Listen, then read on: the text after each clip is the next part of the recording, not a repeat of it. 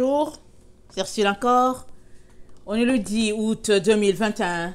Alors je viens sur la trompette aujourd'hui encore et je viens proclamer le retour de notre Seigneur Jésus-Christ. Amen et amen. Alors ne nous laissons pas distraire. Restons concentrés, les yeux fixés sur notre Seigneur. Amen. Tout autour de nous, ça bouge. Et on entend ceci, non, on entend autre chose. Et on va dans telle direction, et puis non, on s'en va dans telle autre direction. Et vraiment, c'est la déstabilisation, n'est-ce pas? Alors, très très important de rester concentré. Et quand on est concentré, on peut entendre d'où vient le bruit et qu'est-ce que le bruit veut dire. La Bible nous dit, c'est dans le calme et la confiance que sera votre force, mais vous ne l'avez pas voulu. C'est Dieu qui l'a dit à Israël. Amen. Mais nous disons, c'est dans le calme et la confiance que sera votre force, dit le Seigneur. Amen. Mais nous le voulons, n'est-ce pas? Pardon? Nous voulons que notre force soit dans le calme et la confiance en notre Dieu. Et quand on veut quelque chose, alléluia, amen, on travaille pour que la chose soit. Amen. Alors, vous et moi sommes appelés, ou bien sont encouragés à travailler, amen, de manière à rester calme dans ce temps dans lequel nous nous trouvons. Où on peut être porté à poser une action juste par peur, juste par incertitude, mais très important de garder son focus, de garder son calme, sachant que notre Dieu est au contrôle de nos va-et-vient. Alors, aujourd'hui, je viens parler de la gestion de ton temps. Attendez, comment je l'ai écrit? Ok, la gestion de ton temps fait de toi un insensé ou pas. Amen. La gestion de ton temps fait de toi un insensé ou pas. Alors, comment gères-tu ton temps? Amen. Alors, on va commencer par cette parabole que nous connaissons tous. Il n'y a pas de chrétiens qui ne connaissent pas cette parabole. C'est la parabole des 10 vierges. On la connaît tous. Très profond comme parabole. Regorge de beaucoup de leçons. Amen. Alors, 13 versets qui disent long et long. Alors, le royaume des cieux sera semblable à 10 vierges qui, ayant pris leur lampe, allèrent à la rencontre de l'époux. 5 d'entre elles étaient folles et 5 sages. Les folles, en prenant leur lampe, ne prirent point d'huile avec elles. Mais les sages prirent avec leur lampe de l'huile dans des vases. Comme l'époux tardait, toutes s'assoupirent et s'endormirent. Au milieu de la nuit, on crie, ah, voici l'époux, allez à sa rencontre. Alors toutes ces vierges se réveillèrent et préparèrent leurs lampes. Les folles dirent aux sages, donnez-nous de votre huile, car nos lampes s'éteignent. Les sages répondirent, non, il n'y en aurait pas assez pour nous et pour vous. Allez plutôt chez ceux qui en vendent et achetez-en pour vous. Pendant qu'elles allaient en acheter, l'époux arriva. Celles qui étaient prêtes entrèrent avec lui dans la salle de noces, et la porte fut fermée. Plus tard, les autres vierges vinrent et dirent, Seigneur, Seigneur, ouvre-nous. Mais il répondit, je vous le dis en vérité, je ne vous connais pas. Veillez donc, puisque vous ne savez ni le jour ni l'heure. Donc voilà. Alors, on connaît la parabole, n'est-ce pas? Et je me suis arrêtée sur le verset 7 et 8. Au milieu de la nuit, on cria, voici l'époux, allez à sa rencontre. Ça, c'est le verset 6. Le verset 7. Alors, toutes ces vierges se réveillèrent et préparèrent leurs lampes. Amen. Elles se sont toutes assoupies. Toutes. Et elles se réveillèrent à ce moment-là. Pour dire, oh, ça veut dire qu'il est venu dans la nuit. Parce que s'il était venu dans le jour, elles n'auraient pas besoin de préparer leur lampe. Mais il est venu dans la nuit. Voilà pourquoi elles se sont réveillées pour préparer les lampes, pour préparer afin qu'elles puissent marcher. Amen. C'est à cela que la lampe sert. Elle sert surtout la nuit. Amen. Donc, dans la journée, ça ne vaut pas la peine que tu la gardes allumée. Tu vas gaspiller ton huile. Amen. Elle est là quand même. Remplie d'huile, mais tu ne l'allumes pas. Mais quand vient la nuit, tu mets l'allumette. Amen. Et puis pour que la mèche qui est là puisse s'allumer. Et on marche. Amen. Ça, c'est surtout dans les villages. Quand on côtoie les villages, on a souvent la lampe ou bien une torche. Et puis, ben voilà. Alors, les folles dirent aux sages, donnez-nous de votre huile, car nos lampes s'éteignent. Elles n'avaient pas assez d'huile. Quand j'étais petite, il y avait des lampes qu'on attrapait, je ne sais pas à quoi ça ressemble, mais on les attrape là. Et il y a un réservoir pour de l'huile, c'est souvent 1 litre. Amen. Il y a une vitre ou bien quelque chose comme un verre. À l'intérieur du verre, donc, il y a une mèche. Donc ce verre-là, amen, c'est lui qui est la lampe, au fait.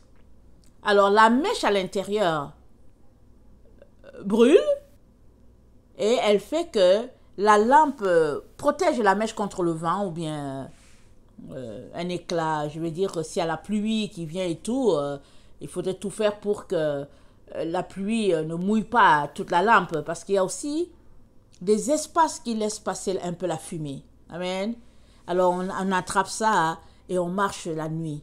Quand on passe, on va d'une case à l'autre. Ou bien s'il faudrait aller, ces jours-là, s'il y a une veillée dans l'église, alors tous les gens qui marchent là, ils ont la lampe en main ou bien ils ont une torche et puis bon, ils avancent dans cette direction-là. Alors, les sages répondirent, non, il n'y en aurait pas assez pour nous et pour vous. Allez plutôt chez ceux qui en vendent et achetez-en pour vous. Pendant qu'elles allaient en acheter, l'époux arriva. Celles qui étaient prêtes entrèrent avec lui dans la salle et la porte fut fermée. Celles qui étaient prêtes entrèrent. Voici le mot. Celles qui étaient prêtes sont entrées. Les autres qui n'étaient pas prêts sont restés. Es-tu prêt là où tu es là? On ne sait pas quand Jésus va venir. Personne ne sait. Pour le moment, on va dans le magasin, les centres commerciaux, on achète ce qu'on veut et puis bon. Mais vient un jour où on ne pourra plus y aller. Pour une raison quelconque, je ne sais pas. L'exemple, c'est juste dans le temps où le Covid a été annoncé, il y a eu des restrictions. Amen. Et puis finalement, les gouvernements sont réorganisés pour qu'on puisse aller dans certains magasins de grande surface et puis d'autres, on ne pouvait pas avoir accès. Amen. Et ça, c'est juste un petit avant-goût. Et puis, moi, j'ai fait des rêves. Et un jour, il n'y avait plus de magasin. En tout cas, à l'endroit où j'étais, il n'y en avait pas. Peut-être qu'il fallait aller plus loin, je ne sais pas. Peut-être qu'il fallait se rendre à Montréal, je ne sais pas. Mais là où je suis, il n'y avait pas de magasin. Alors, c'était quelque chose. Mais, si il n'y a plus de magasin et je suis prête, pas de problème. Je vais quand même aller me servir à l'endroit où j'ai de la nourriture. Mais es-tu prêt? Parce que être prêt, ce n'est pas un amusement. Et on est prêt, ou bien on est appelé à être prêt sur tous les plans. Plan spirituel, plan physique. Amen. On est appelé à être prêt là sur cela. Si tu es malade et que tu n'arrives pas à te rendre, tu vas mourir avant qu'il vienne. Si tu n'as pas à manger, tu n'auras pas la force d'arriver. Parce qu'il faut que tu manges, il faut que tu tiennes. Il y a des gens qui disent, oui, Jésus arrive. On dit, ben, est-ce que tu te fais un peu de stock? Mais on n'a pas besoin. On n'a pas besoin, Jésus arrive. D'accord, on n'a pas besoin, Jésus arrive, mais pour le moment, s'il ne vient pas maintenant, s'il vient suppose qu'il vient dans 2 ans, 3 ans, est-ce que tu es prêt? Et qu'il n'y a pas de magasin? Pour le moment, tout semble bien. Parce que les magasins sont là, les alimentations sont là. Suppose que tu vis dans un endroit isolé, dans un village, où tu n'as pas la possibilité d'aller dans une alimentation. Alors, comment tu fais pour t'apprêter? Les gens qui sont dans les régions éloignées, qu'est-ce qu'ils ont? Ils ont développé un principe. Ils ont des congélateurs. Et bon, ils stockent leurs affaires. Et sinon, si la nourriture qu'ils ont est finie, ils attendent à la fin du mois quand ils doivent aller. J'avais côtoyé, on avait fréquenté une famille une ou deux fois. Ils vivent vraiment en zone très, très, très éloignée. Mais ils font leur épicerie peut-être une fois par mois. Alors, tout est dans le congélateur. Tout. S'il arrive que ça manque, ben, c'est ça, ils ne peuvent pas aller. Donc, on va se contenter d'autre chose. Alors, la parole de Dieu nous dit, ce sont celles qui sont prêtes qui sont entrées, ce n'est pas les autres. Alors, qu'est-ce qui fait que certaines n'étaient pas prêtes? Le texte nous montre que, au moment où elles étaient en train de marcher, alors qu'elles étaient en train de marcher, amen, ou bien alors qu'elles se sont levées pour aller accueillir l'époux, elles se sont rendues compte que leur lampe était en train de s'éteindre à ce moment-là. C'est là qu'elles se sont rendues compte. C'est-à-dire que quand la lampe ne s'éteignait pas, elles étaient très enthousiastes, elles savaient qu'elles allaient attendre l'époux. Le constat est triste. À ce moment-là, elles réalisent que, oups, on ne va pas arriver. Alors, tout nous montre que le trajet a duré tout au long de la nuit. Parce qu'elles ont apprêté leur lampe à ce moment-là. Et c'est toujours dans ce moment-là que les uns ont voulu la lampe et puis la lumière, pardon, de l'huile. Et les autres ont dit, non, on n'a pas assez. On ne peut pas partager. Si on partage là, nous, on ne va pas arriver. Nous deux, on ne va pas arriver. Donc, allez-y, cherchez. Chez ceux qui font que tu peux avoir de la lampe. Allons-y chercher là-bas. Ceux qui font que tu peux avoir la lumière, vas-y, allez-y là-bas. Alors, elles sont allées à ce moment-là. Et pendant qu'elles allaient, ça a donné que l'époux est venu. C'est-à-dire, le timing a fait la différence. Personne ne sait le jour que Jésus va venir. Personne ne sait. Question et question. Seras-tu prêt? Et être prêt, on peut dire que oui, je prie, je lis ma Bible, je jeûne, voilà. Tout ça, c'est extraordinaire. Ça fait partie. N'oublions pas que nous sommes des êtres de chair. Ce corps-là, qui nous loge, a besoin d'eau, a besoin de nourriture, a besoin, en tout cas, d'énergie. Ce corps-là a besoin. Alors que tu ne connais pas le plan de l'ennemi, amen, qu'est-ce que tu fais pour que, s'il te surprenait, amen, que tu ne puisses pas manquer d'arriver à ce moment où Jésus viendrait. Parce qu'on est dans le temps où c'est un mystère quand Jésus viendra. Il viendra, c'est une surprise. Mais l'ennemi aussi a sa part de surprise. Il met des pièges, des bâtons dans les roues des enfants de Dieu afin de les empêcher d'arriver à la ligne d'arrivée. Qu'est-ce que toi tu fais pour contrecarrer les plans de l'ennemi? Je ne te dis pas que oui, il faut aller regarder qu'est-ce que le plan de l'ennemi aujourd'hui, quel est son plan demain. Non, je ne suis pas en train de dire ça. Je suis en train justement de te demander, est-ce que tu es assez préparé de telle sorte que si l'ennemi t'attaquait à droite, que tu puisses avoir le nécessaire pour ta protection du côté de la droite? Et si t'attaquait à gauche, est-ce que tu as tout ce qu'il faut pour que du côté de la gauche où il t'a attaqué, tu sois protégé? C'est de ça qu'il est question. Celles qui étaient prêtes sont entrées. Et hélas, celles qui ne l'étaient pas sont tout simplement restées. Et il leur a dit,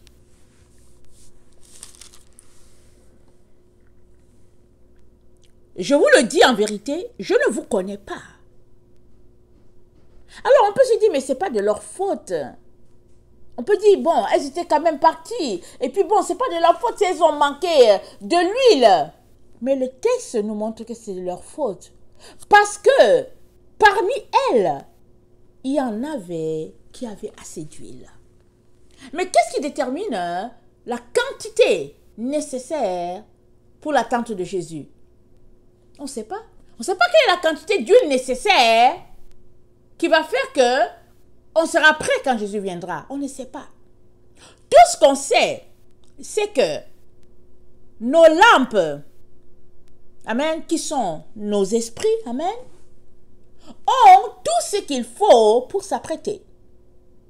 Et si ta lampe est constamment renflouée par la lampe des lampes, c'est-à-dire le chandelier, le menorah, cet arbre-là avec cette branche-là, si ta lampe est constamment rechargée par le menorah, amen, alors tu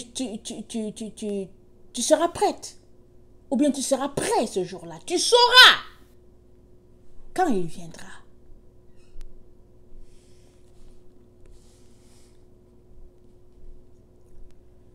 Quand l'époux arriva, celle qui était prête entrait et la porte fut fermée. Alors, tout montre ici que elles avaient un sens, une direction. Elles étaient aiguisées dans leur raisonnement pour s'apprêter. Elles étaient aiguisées. Et toi et moi avons besoin d'être aiguisés dans ce temps où nous nous trouvons pour nous préparer. On ne sait pas quand Jésus va venir. Est-ce qu'il vient? Plusieurs disent qu'il vient au début de la tribulation. Il dit ça. Moi, je ne peux pas le dire. Ok? Je ne peux pas le dire. Plusieurs disent, il vient au début de la tribulation, il vient au début de la tribulation. Mais quand est-ce qu'il vient, Jésus? Il allait nous préparer une place. Et quand tout sera prêt, il viendra. Mais tout est prêt. Mais la Bible dit, Dieu ne tarde pas dans l'accomplissement de ses promesses. On va lire. La Bible nous dit,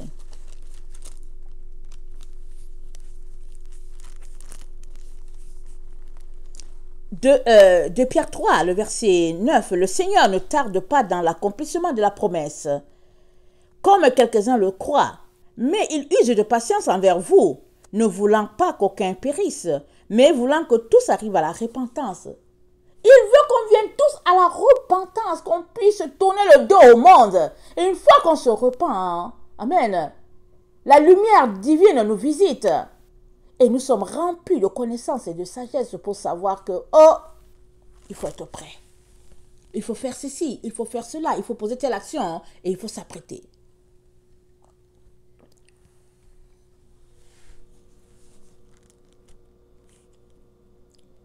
Alors, dans Proverbe 6, amen, nous sommes informés par l'Esprit de Dieu, amen, par notre Seigneur, d'un insecte, amen, très très très petit, mais qui fait des prouesses, amen. Alors c'est la fourmi, va vers la fourmi paresseux, considère ses voies et devient sage. 6, Proverbe 6, 6. Va vers la fourmi paresseux, considère ses voies et devient sage. Elle n'a ni chef, ni inspecteur, ni maître, elle prépare en été sa nourriture. Elle amasse pendant la moisson de quoi manger. En été, elle travaille. Alors que l'été, on aime souvent s'amuser, il fait beau, surtout quand on vit dans les pays tempérés. L'été, il fait beau, on ne veut pas être dérangé. On veut faire du bateau, on veut aller marcher sur les plaines, on veut s'amuser, s'habiller à notre guise parce que l'hiver, on est protégé jusqu'au cou. Et puis, on a tellement des ambitions l'été. Mais la fourmi, elle n'a pas le temps pour cela. La fourmi travaille l'été. Alors qu'il fait chaud, alors que les gens veulent s'amuser, alors que la cigale chante, la fourmi, elle amasse. Paresseux, jusqu'à quand seras-tu couché? Quand te leveras-tu de ton sommeil? Alors, ici, la paresse est associée au sommeil. Amen. Généralement, le paresseux, il est là tranquille, il est devant la télévision, il zappe les chaînes, ou bien il s'occupe sur Internet, sur la tablette, et il passe dans une émission ici. C'est la paresse. Amen. Ça, c'est la paresse. Ils ont fait ça de l'occupation de certains, qui est devenu l'occupation de certains. Nos jeunes sont dedans, hein, mais ça fait partie de la paresse. Pardon, excusez-moi. Alors, et dit, quand te lèveras-tu de ton sommeil? Alors, le sommeil n'est pas juste physique, hein, il est spirituel aussi. Alors, quand spirituellement tu es ignorant, tu es sommeilleux. Quand tu ne sais pas le temps dans lequel on est, tu es dans le sommeil. Et il te dit, réveille-toi de ton sommeil. Réveille-toi de l'illusion dans laquelle tu baignes. Réveille-toi de ton ignorance, de ton déni de ce qui se passe. Réveille-toi, réveille-toi. Il dit un peu de sommeil, un peu d'assouplissement, un peu croiser les mains pour dormir, et la pauvreté te surprendra comme un rôdeur, et la disette comme un homme en armes. La pauvreté te surprendra. Évidemment, quand on lit cela, on pense aussi à la pauvreté matérielle. Parce que pour plusieurs, être riche, c'est remplir la maison de fournitures, d'avoir ceci, d'avoir cela. Alors, il y a des maisons qui sont remplies, on ne sait même pas quoi faire. Fourniture, jusqu'à on se demande, mais qu'est-ce qu'on fait avec tout cela? On va même pas avec ça, quelque part. Mais c'est quoi l'histoire? Mais, quand on va plus loin, Dieu nous fait comprendre que la pauvreté, ce n'est pas le matériel. La pauvreté, c'est ne pas se connaître. Si tu ne te connais pas, si tu ne sais pas qui tu es, si tu ne sais pas le morceau de puzzle que tu formes dans la maison de Dieu, alors tu es un paresseux. C'est ça que ça dit. Tu es un paresseux. Pourquoi? Parce que tu ne pries pas assez pour demander à Dieu, Seigneur, qui suis-je? Parce que les personnes qui se connaissent, c'est les personnes qui sont là devant Dieu. Oh papa, oh bonjour, oh papa, et ils sont là. Il fait nuit, il fait froid, ils sont toujours là pour dire, papa, je suis là pour prier. Dis-moi qui je suis, mon Dieu, mon roi, pardonne mes péchés, aide-moi et tout. Et Dieu leur révèle petit à petit qui ils sont. Et puis, même s'ils n'ont rien, amen, la Bible ne les appelle pas pauvres. Selon le monde, ils sont pauvres. Selon le monde. Mais selon Dieu, ils ne le sont pas. Parce qu'ils sont remplis d'intelligence, de connaissance des choses divines.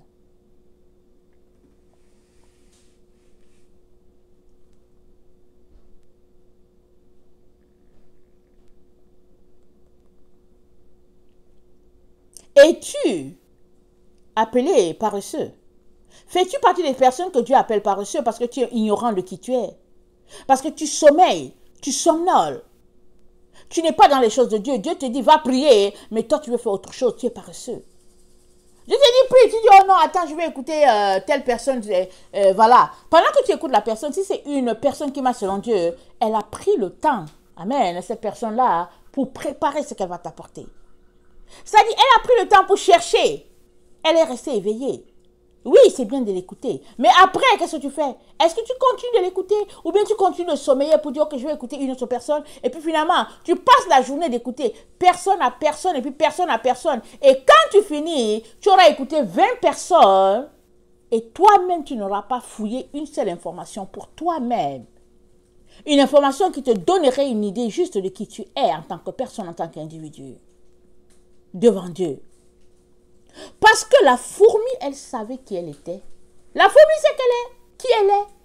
Elle sait que l'hiver, en tout cas, elle est dans le trou. Elle sait que c'est comme ça que Dieu l'a faite. Alors quand vient l'été, au lieu qu'elle aille danser, oh non, elle passe le temps à chercher ses grains de fruits. Et je ne sais pas si vous avez déjà vu, mais moi, il m'a déjà arrivé de voir souvent une fourmi avec un gros morceau de grain. Tu te dis, mais comment elle va porter ça? Et puis, tu t'arrêtes, tu regardes. Moi, souvent, j'aime les regarder. Je regarde. Souvent, il y a une seconde fourmi qui va venir l'aider. Souvent, ils sont trois sur le grain de maïs là. Ils essaient de porter ça, de pousser. Et tenez-vous tranquille, hein. Souvent, tu regardes, tu penses que leur trou est à côté. Non, c'est quand même à une distance. Et ils font ce trajet-là. Et là où je suis, amen, c'est souvent très difficile de les voir. Parce que souvent, il y a le gazon, il y a des choses comme ça. Amen. Mais quand tu réussis à les voir, souvent elles sont pressées. Hein?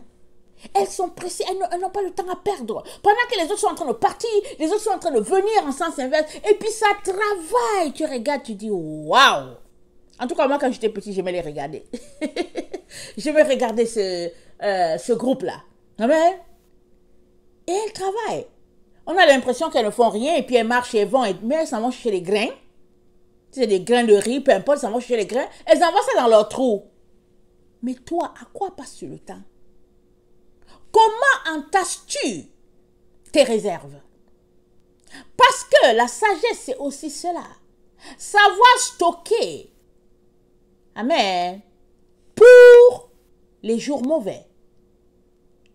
Alors Dieu a vu qu'il allait envoyer une famine sur la terre.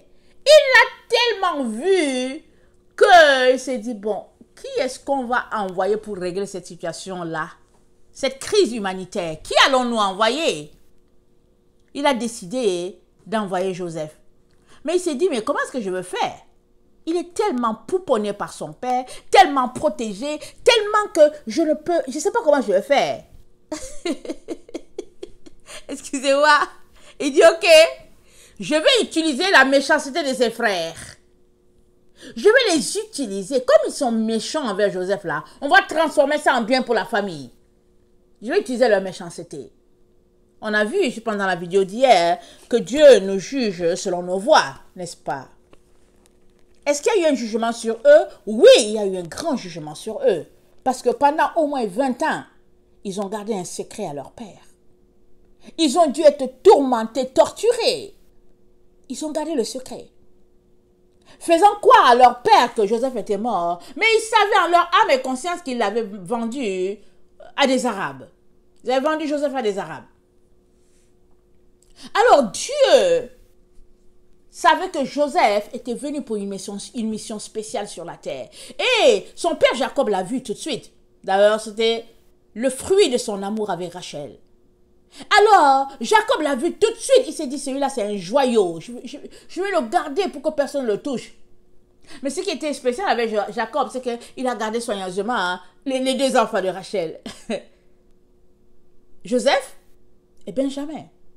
Il ne s'est pas occupé pareil des enfants des autres. Et ça a sémé la zizanie entre les frères. Et Dieu a dit, on va se servir de cela. Il est bon, n'est-ce pas, notre Père? Amen. Il est très bon. Il sait toujours s'organiser pour nous racheter. Pour que la situation vraiment puisse être réglée. Alors, Jacob a envoyé Joseph aller voir ses frères pour savoir comment ça se passe dans le champ. Parce que Joseph ne faisait pas partie des gens qui gardaient les moutons, n'est-ce pas? Il était choyé par son père. Alors, dès qu'ils l'ont vu venir, ils ont dit, regardez, il arrive. Ils ont déjà fait leur plan, ils l'ont vu de loin, avec son beau manteau, là. Et à peine venu, à peine ligoté, et puis bon, heureusement qu'il y avait des dents qui disent, non, non, non, ne répandons pas le sang. Ruben, qui était là en train de supplier, dit, s'il vous plaît, s'il vous plaît. Non, non, non, ne faisons pas ça, s'il vous plaît. Ne faisons pas ça, c'est pas bien.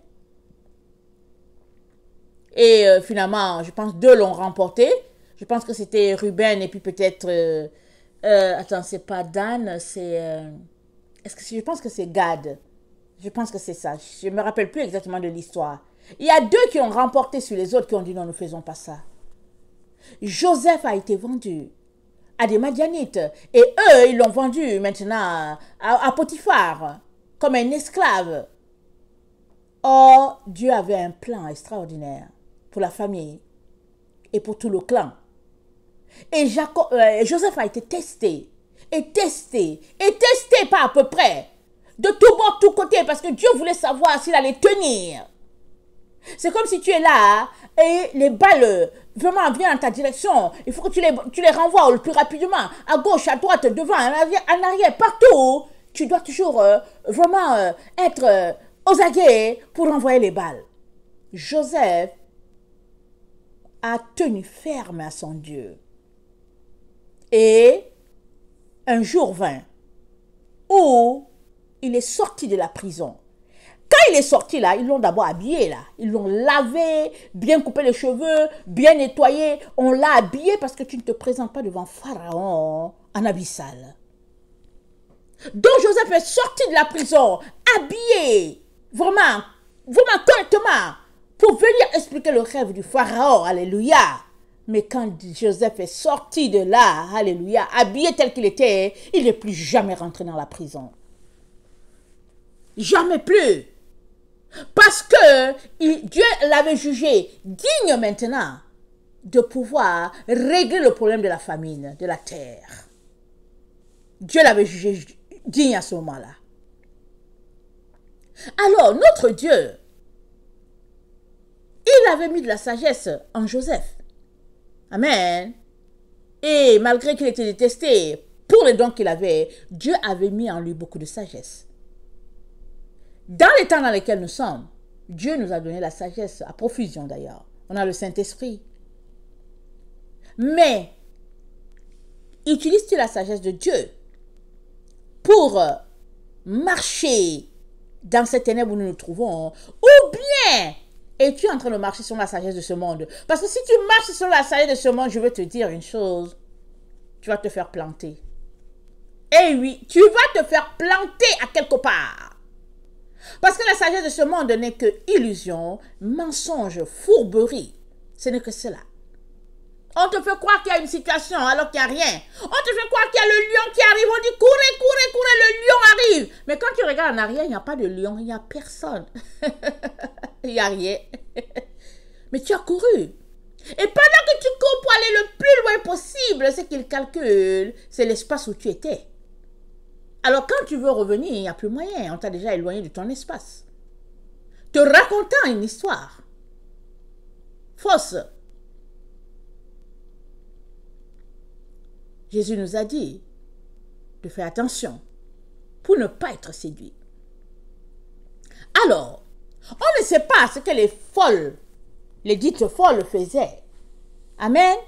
Toujours est-il que quand elles se sont retrouvées, quand elles ont réalisé qu'effectivement, il était là, qu'il n'était pas loin, là aussi elles ont réalisé qu'elles n'avaient pas assez d'huile. Là, elles ont réalisé qu'il y avait quelqu'un à côté qui pouvait les aider. Mais pas moyen. Alors, le Seigneur nous dit, dans... attendez, je vais tourner ma page.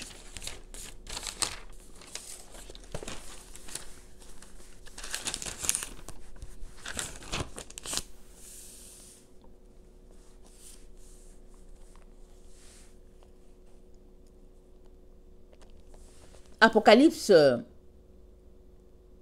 3, le verset 20, le Seigneur nous dit,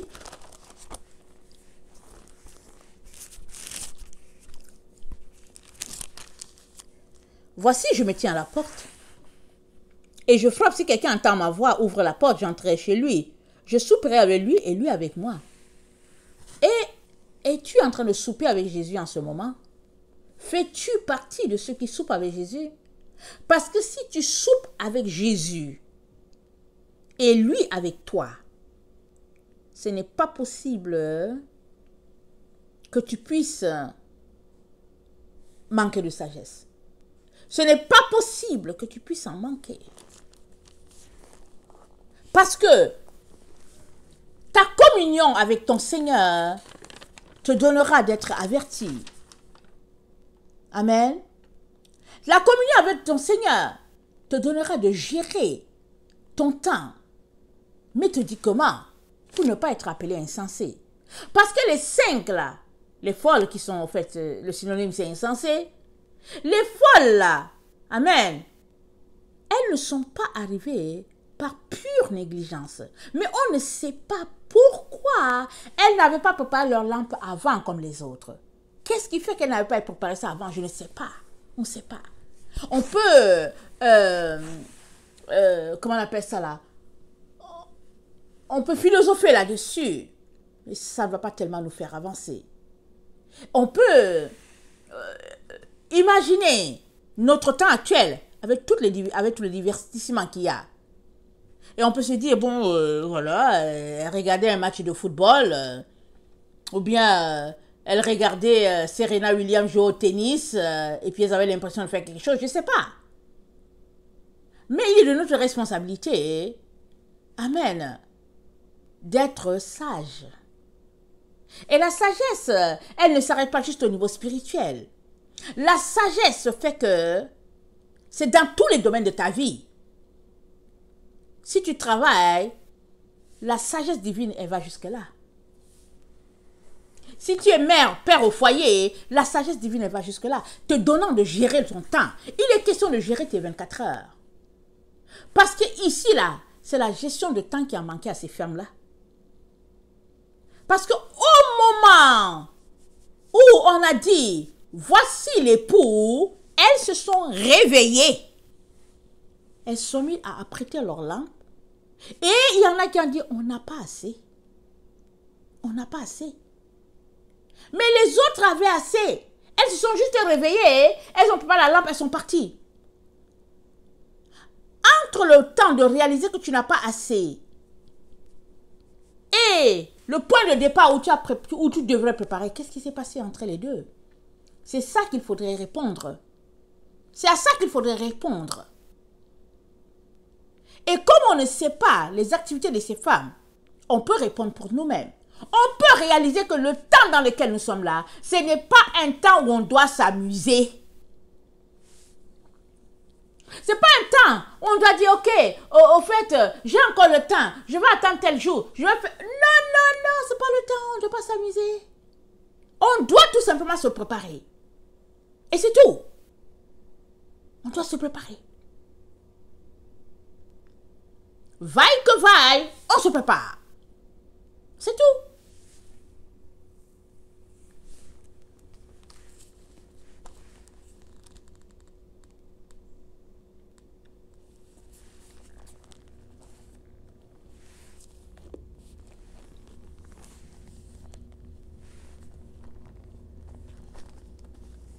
Ézéchiel 8, le verset 4 à 13.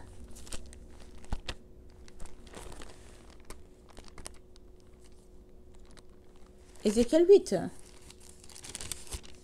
le verset 4 à 13.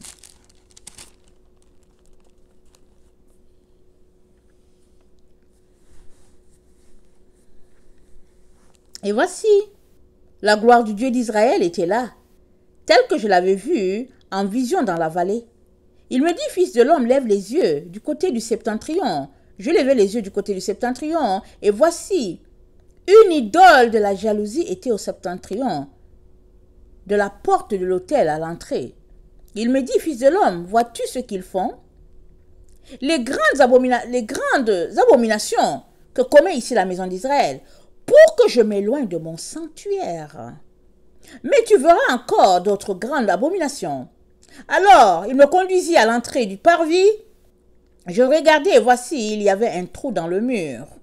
Et il me dit, fils de l'homme, perce la muraille. Je perçai la muraille et voici, il y avait une porte. Il me dit, entre et vois les méchantes abominations qu'ils commettent ici. J'entrai et je regardai et voici, il y avait toutes sortes de figures de reptiles, de bêtes abominables, et de toutes les idoles de la maison d'Israël, peintes sur la muraille tout autour.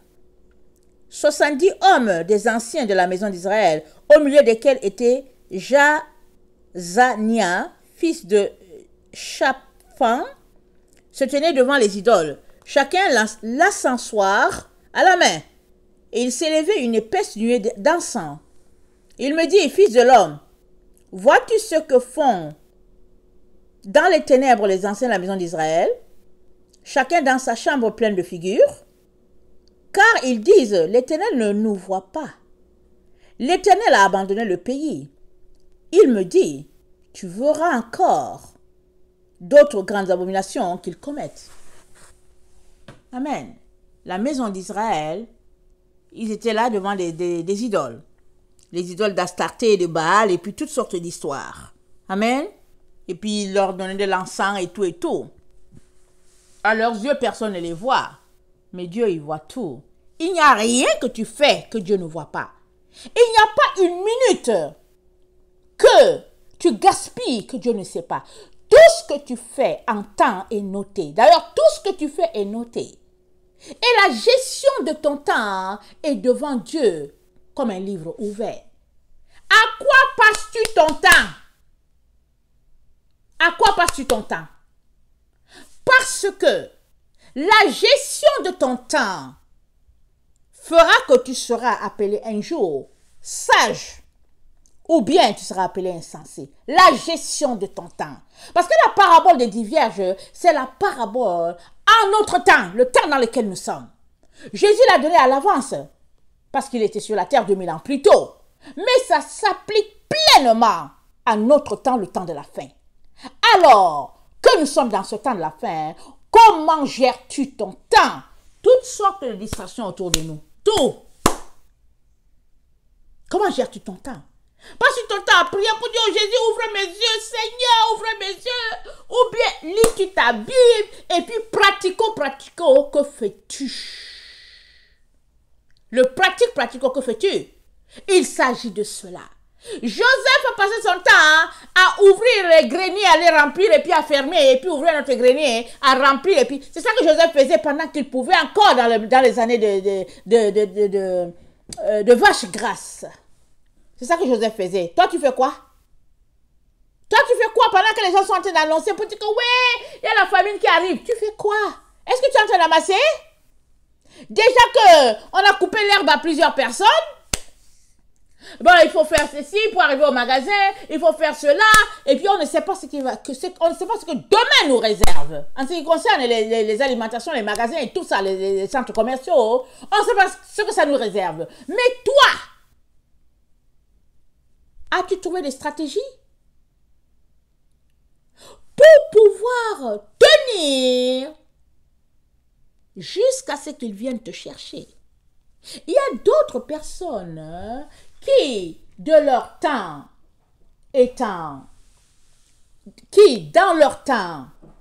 étant hypocrites, un pied dedans, un pied dehors, ont trouvé la solution encore des hypocrites. Ils ont trouvé la solution des hypocrites. Ils ont réglé la situation d'une manière ou d'une autre. Et puis ils disent, mais voyons donc, mais voyons. Mais ton corps, c'est le temple du Saint-Esprit. Tu ne peux pas salir ton corps. Tu n'as pas le droit de souiller ton corps. Alors, avec quoi souilles-tu ton corps? C'est ta responsabilité de savoir ce qui entre dans ton corps. C'est ta responsabilité. Tu dois savoir ce que tu manges ou ce que tu ne manges pas. C'est ta responsabilité. Tu n'as pas dit, oui, Seigneur, je ne savais pas que, oui, qu'on m'avait injecté un liquide avec le fœtus des enfants. Oh, je ne savais pas que là-dedans, il y avait ceci, cela. C'est ta responsabilité. C'est toi qui allais t'asseoir. Et quand bien on te poursuivrait pour dire qu'on te donne une injection, à toi de courir, tu dois fuir. Si tu n'as pas fui, tu ne vas accuser personne. Tu es dans cette situation à cause de ton hypocrisie. Tu es hypocrite, reconnais-le, va devant Dieu pour dire, Seigneur, mon hypocrisie m'a mené jusque-là. Pardonne-moi, Seigneur, lave-moi de ma souillure, viens à mon secours. Mais tant et aussi longtemps que tu justifies toutes tes actions, alors tu continueras de t'enfoncer. Parce que n'oublie pas que notre Dieu est un faux dévorant. Et puis ce corps-là que tu as, ce n'est pas toi qui te l'as donné. Hein? Dieu t'a prêté ce corps-là, amen, quand tu es venu sur cette terre. Il l'a prêté à tous les humains. Il a pris ta personne, il l'a mis dans une boîte, et puis une boîte là, un corps, il y a une tête, il y a 2 pieds, il y a deux bras, et puis il t'a mis là-dedans. C'est la boîte dans laquelle Dieu t'a mis. Alors, tu dois en prendre soin. Tu dois en prendre soin. Et accepter que ce corps-là soit purifié, soit comme l'or, soit comme l'argent, en tout cas comme le diamant. Ton corps doit être purifié, nickel, à la gloire de ton Dieu. Tu ne dois rien laisser entrer là-dedans. Si bien que Dieu même a dit, pas de porc. Tu ne dois pas manger le porc. Tellement Dieu dit non. Toi, non seulement tu manges le porc, don't care. Après cela, tu mets tout ce que tu veux. Et après conclusion, tu dis, bon, après tout, qu'est-ce qu'il faut faire? Et puis voilà, ça me protège contre je ne sais pas quelle maladie, etc. Nous récolterons tout ce que nous aurons sémé. Dans les ténèbres ou dans la lumière. Et ce groupe-là d'Israélites, ils se cachent là, en train de salir le sanctuaire de Dieu. Alors, ils font les choses. Et puis Dieu dit à Ézéchiel, attends, viens, je vais te montrer quelque chose. Et ils pensent que je ne vois pas. Quelqu'un comme Ézéchiel peut ne pas voir parce que Ézéchiel est un homme, mais Dieu est Dieu. Alors Dieu dit à Ézéchiel, viens, je te montre quelque chose, ce qu'ils sont en train de faire. Et Ézéchiel les voit dans toutes sortes d'adorations, d'abominations, envers des statuettes, et puis voilà. Et Dieu te voit. Toi qui as tes 24 heures, et qui les gère, je ne sais pas comment. Tout le monde a 24 heures. Il n'y a pas quelqu'un qui a 48. Tout le monde a 24 heures. Mais comment gères-tu tes 24 heures? La fin déterminera comment tu auras géré ton temps. Parce qu'au fait, au finish là, ceux qui arriveront là, au bout là, quand Jésus viendra, ceux qui arriveront, c'est ceux qui se seront préparés avant dans la gestion de leur temps au quotidien. C'est ça. C'est ça.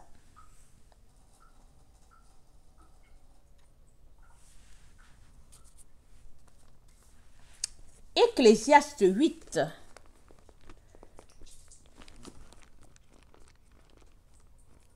Ecclésiaste 8.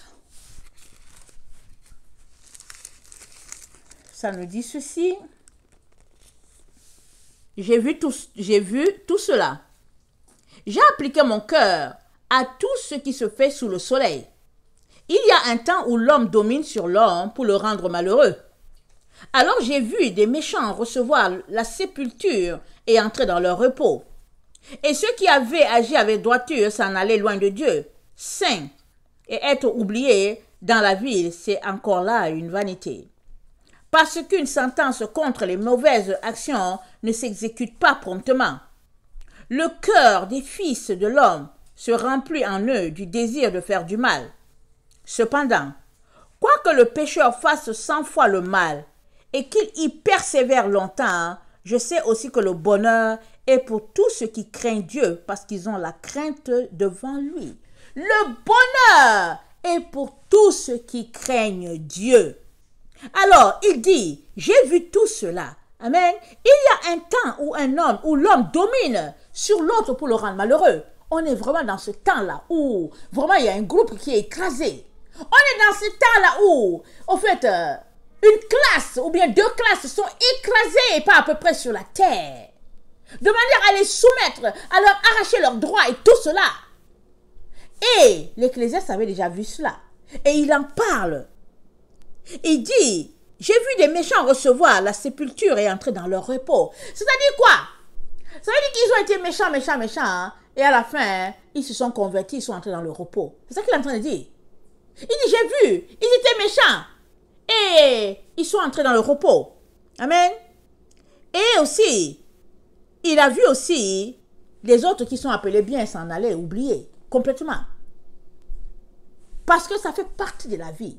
Ça fait partie que tu peux être méchant à un moment donné, et plus tard, tu es changé en quelqu'un qui connaît bien maintenant la bonté. Tu peux être quelqu'un qui est bon, mais après tu es transformé par la méchanceté. Mais ce n'est pas de ça qu'il est question ici. L'Ecclésiaste dit, ça fait partie de la vie. Mais au finish là, il te dit, ce qui sera important, c'est est-ce que tu crains Dieu ou pas? Parce que dans tout ce qui est là, c'est la crainte de Dieu qui fera qu'à la fin, tu arriveras devant lui, déclaré pur et saint, à cause de la crainte de Dieu. Et la Bible dit, le commencement de la sagesse, c'est la crainte de Dieu. À partir du moment où tu déclares Dieu premier dans ta vie, et que tu décides de fixer toutes tes actions en fonction de ce Dieu-là, amen, il t'enverra la sagesse. Afin que, à la fin de ton parcours sur cette terre, tu ne sois pas déclaré insensé, mais tu sois déclaré sage. Tout est lié à la crainte que tu as de Dieu ou pas. La crainte que tu as de Dieu va faire que tu vas prendre du temps avec lui, que tu vas bien gérer ton temps, que tu vas savoir que c'est important, chaque minute compte. Tu vas t'asseoir, tu vas dire non, je n'ai pas le temps à perdre. Mais le fait aussi que tu n'as pas la crainte de son nom, tu vas perdre le temps à zapper par-ci, zapper par-là, appeler par-ci, et puis bon voilà, te balader par-ci, par-là.